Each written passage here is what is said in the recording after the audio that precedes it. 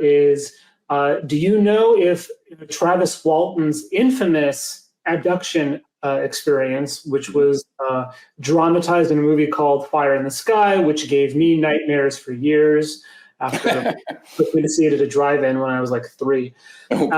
But was that a real abduction by ETs, or was that one of these deep state CIA simulated abductions? Good question. I mean, I've spoken to Travis Walton about this, and when that film came out, I was appalled because the story he shared personally was not what was portrayed in the movie.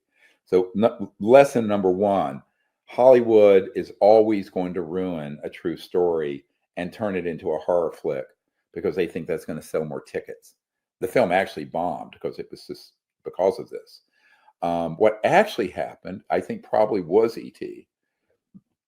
He and a buddy or a couple of buddies came across this object up in New Mexico in the forest, I think near Snowflake, and it was damp. They went in and there was an electrostatic discharge that inadvertently went from the craft to him, knocked him back.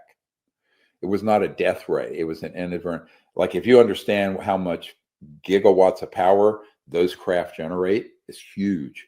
And so I think it was an accidental discharge, like a lightning strike that hit him. The ETs took him on board on the equivalent of what sounds like an interstellar ICU. And as an emergency doctor, as soon as I heard what they did and how long they kept him, is what we would do if somebody had been electrocuted and their heart had stopped and you wanted to save them. So I think it was an accident. The ET saved him. And after he was stabilized, they returned him back near where he came from. Now, when he was on the ship, what he told me was that initially when he came to, he was freaked out and was trying to attack the ETs, not the other way around. The movie showed the ETs drilling into his eyes. None of that happened. That was all Tracy Torme. I confronted him in Crestone, Colorado in, I think, 93 about this. And I said, wait, that's not what this story is. I know Travis Walton.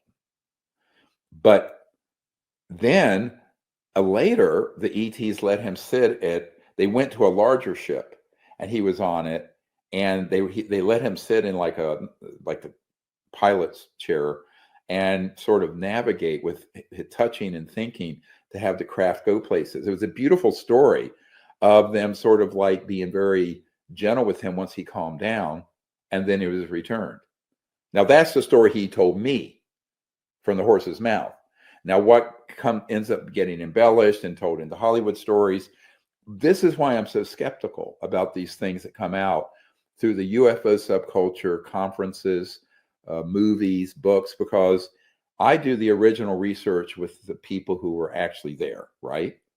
So I don't Google this stuff, but I have never seen a case that is actually ever honestly portrayed by the Hollywood and the media once they get their grubby little hands on it, because usually there's an agenda to spin it in some direction, and they're often paid to do it. Now, what Tracy Torme told me was that he was told by the studio that he needed to make it scarier or more like a horror science fiction film to make it pop financially.